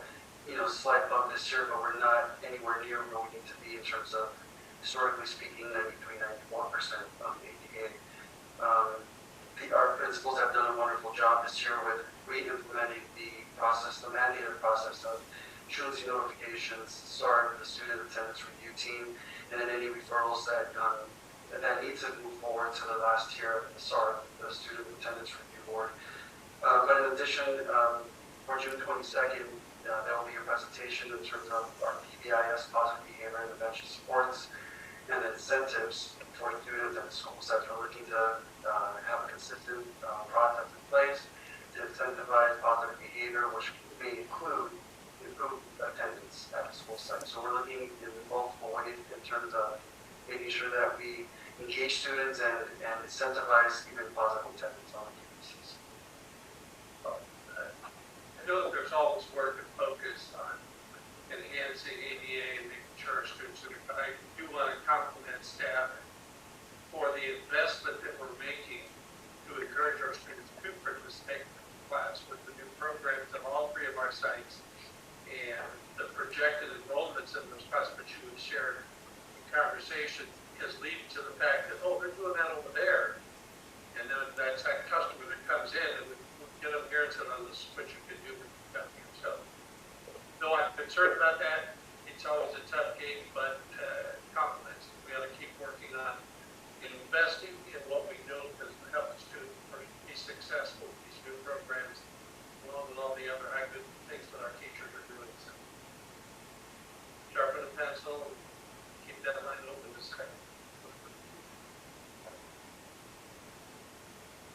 On the attendance thing, do our numbers follow the neighboring districts more or less, or are we an outlier in terms of the drop and then the slight creep up? We're not an outlier. Majority of districts have been struggling with ADA students in their seats as we return back from COVID. There's been a slight increase, and most districts are looking at ways to recapture attendance. We're not alone, so I know that just neighboring districts, LA County districts, calls that have been on with Lego. Many of the superintendents and cabinet members have indicated exactly the same struggles that we're going through, but we're pretty much apart, and we have some ways to go. Bless you. Okay. The second thing is we have this RTI development and our projection numbers. We consider an Aadusd development. We'll be bringing another demographer report, which would basically incorporate any new developments and stuff like that. So we are using, we only get a developer report every two years. They typically don't change much year to year. My experience from, New Holland, that they pretty much stay there for years. So that's why I know active about it every 2 years. So we'll be bringing that piece in February so that we can get kind of maybe on what they project that, how that particular development will in. And at this point, because we only look at about 3 years of attendance or enrollment, it would take, those housing would take a minimum of a year at this point to be able to build it. And then we don't typically get any developer fees until they actually pull permits for the actual buildings themselves. So those are not projected as of right now, but as we go through the first and second interim, and we do start to see those permits, we would update our projection. Right. So the last demographics report we got was pretty flawed. Superintendents aware that I brought that up to them in terms of the birth rate, the zip code area that they used. They were completely unaware of that project. Never looked at it. So has that been accounted for? I haven't followed up on that in a while. I was just curious if that report is what we're going off of still, or is that report been appended or corrected in any way? But at the time we reached out to Davis Demographics, the report wasn't amended.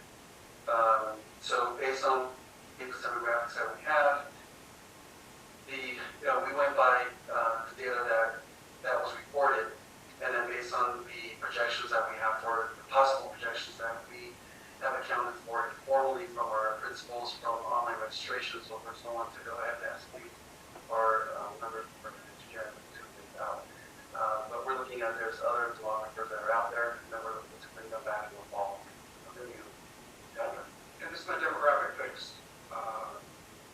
When you bring outside companies like that, and a lot of times they don't really know, they look at a lot of session data, they do a lot of online searching.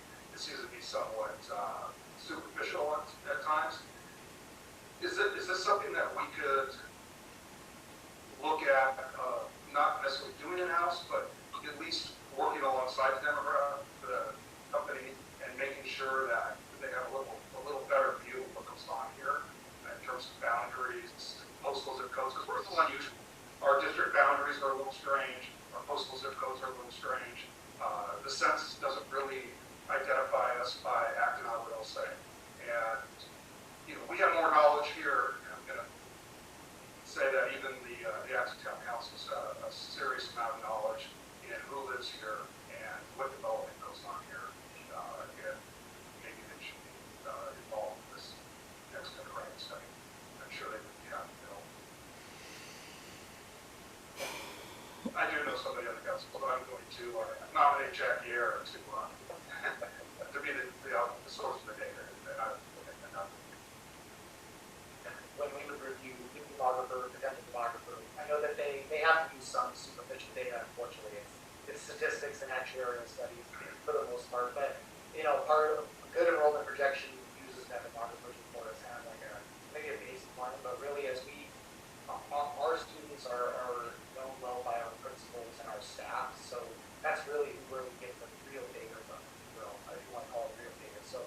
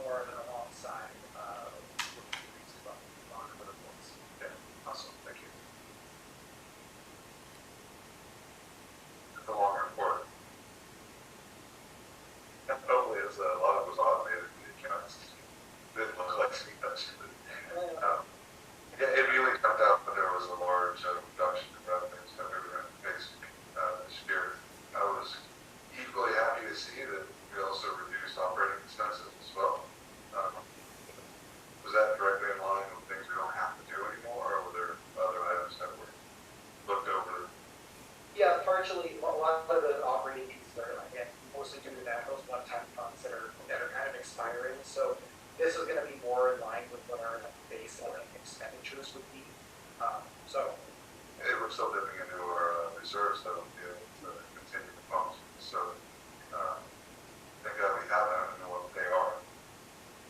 yes, absolutely. That, and again, like I said, it's being conservative with that ADA is really what's going to, I'd rather show the worst case scenario and not be surprised by it, and hope that we're pleasantly surprised come first interim and now we're having a better ADA.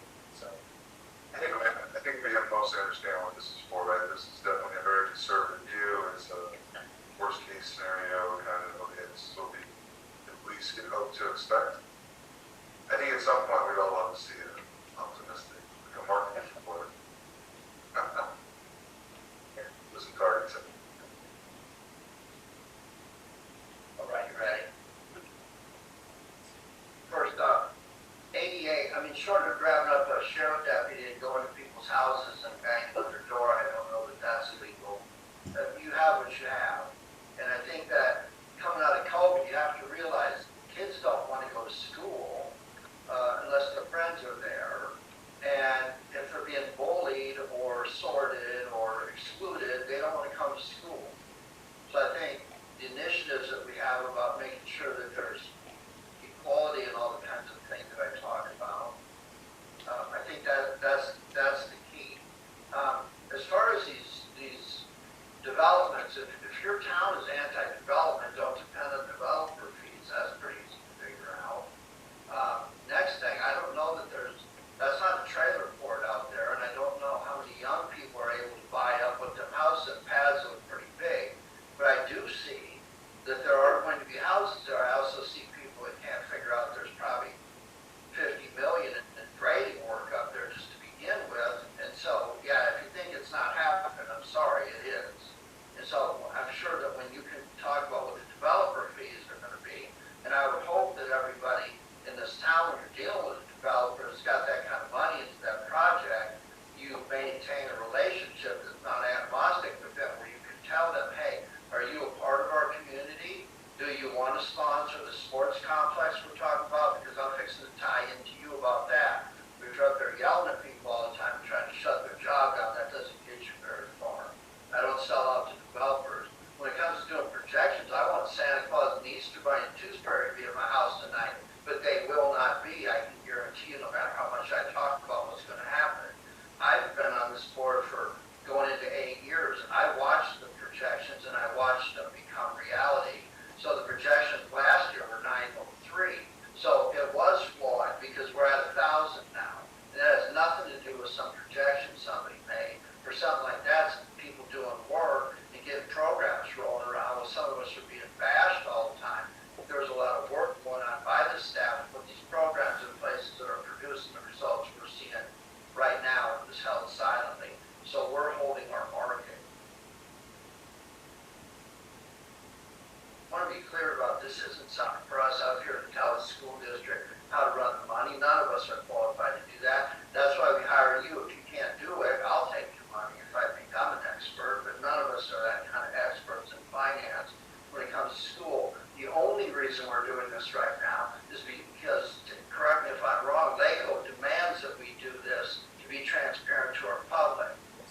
It's not a display of how smart I am and want to run money. That's what this is. So now let's get into some hard questions. What amount of charter encroachment has there been in our general fund? In other words, we know that you don't make any money. We know that it's illegal. Right? So have we had to spend more of our kids' money to support the charters? No. Good, thank you. Do you have any anticipated legal exposures that you've had to put in some fund balance that you can't really talk about? Is there any big pending legal payoffs like the $700-some thousand that Dave had a raffle 3 years ago and nobody could know about when the grand jury said paying this or your partners are going to go to jail? But none of those. Wow. So we don't have $700,000 raffle somewhere. That's good. We talked about development fees. They'll show up when they do. But I want a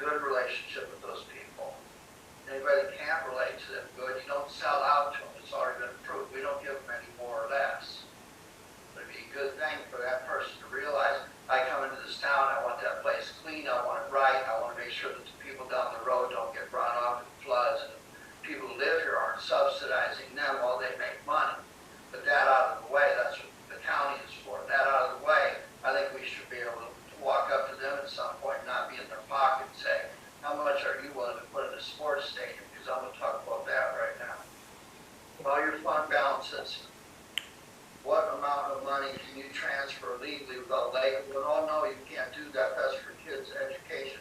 What amount of fund balance do you have right now that you can transfer into a permitted new construction? So we really, you know, the board, the legal requirements, if you really went down to it, we have to have a 4% reserve, which is asinine to begin with. 4% wouldn't even cover 1 month's payroll. So that's the, if you want to go bare minimum, you can go down to 4% reserves, but that, I know this district is more than that.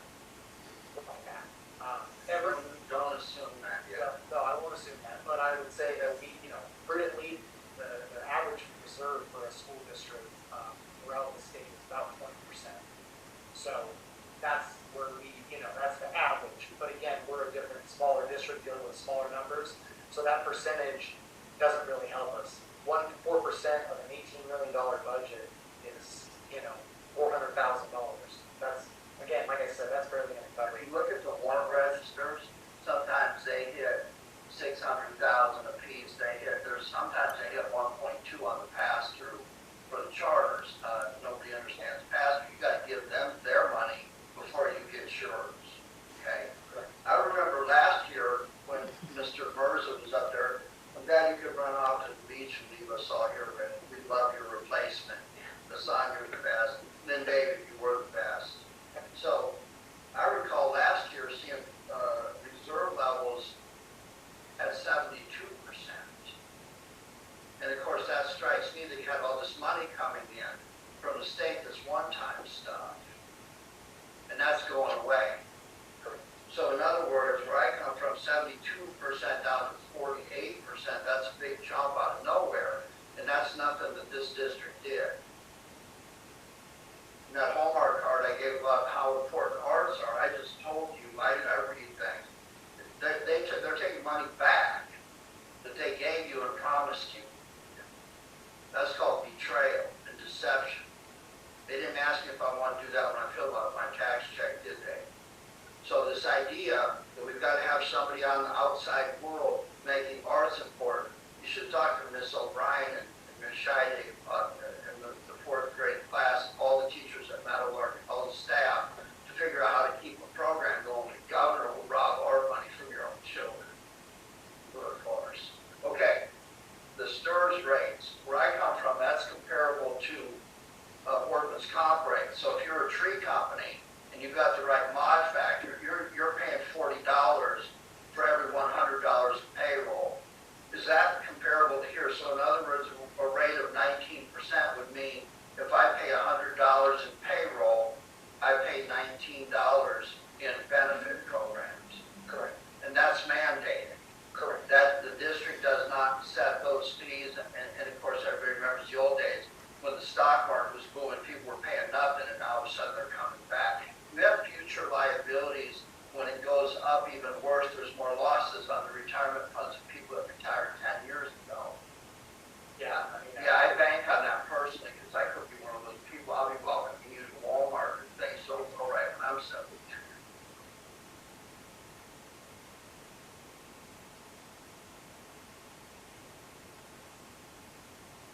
I'll end by saying this.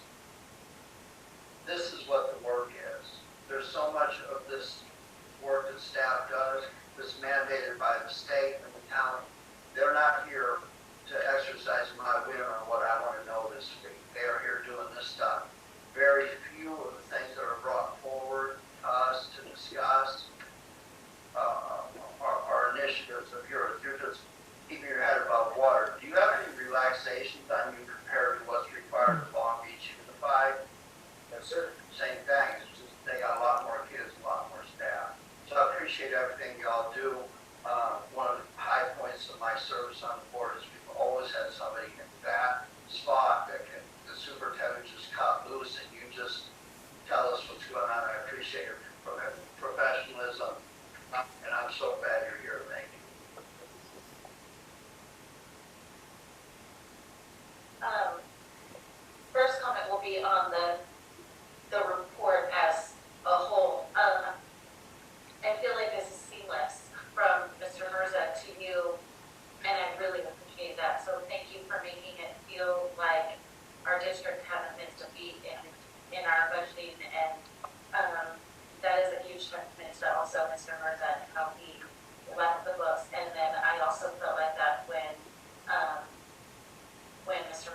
started. So,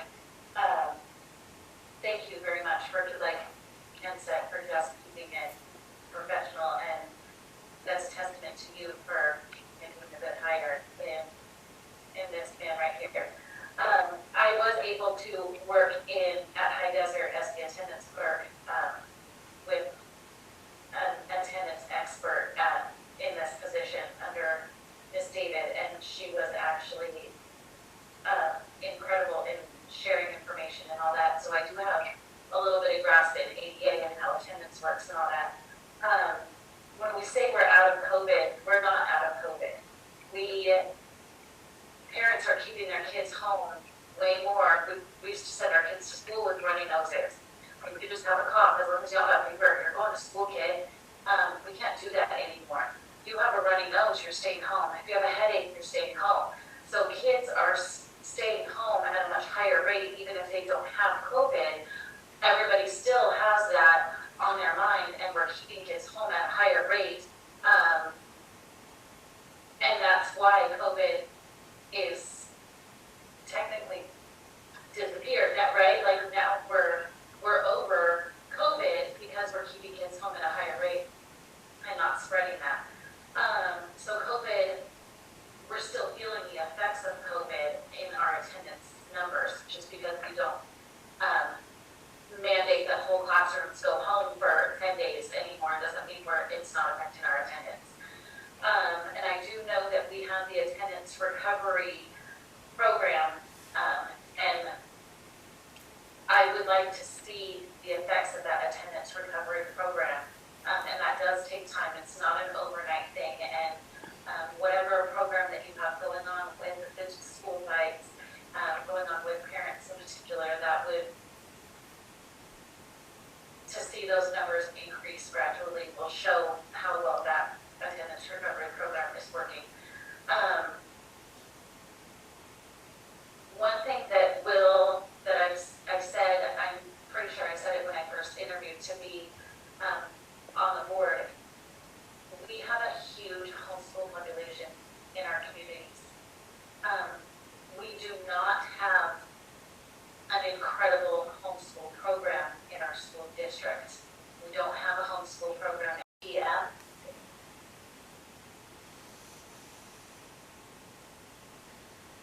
Thank you, Kevin.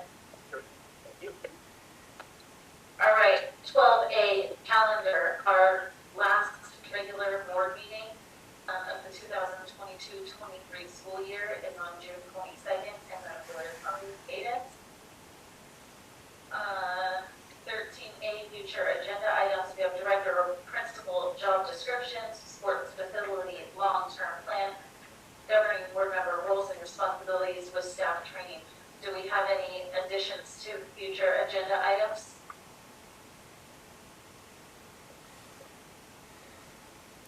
Moving on to 14A, adjournment. It's recommended the board adjourn the meeting at 9:39. Can I get a motion? I vote. I'll second. Discussion? All those in favor? Cost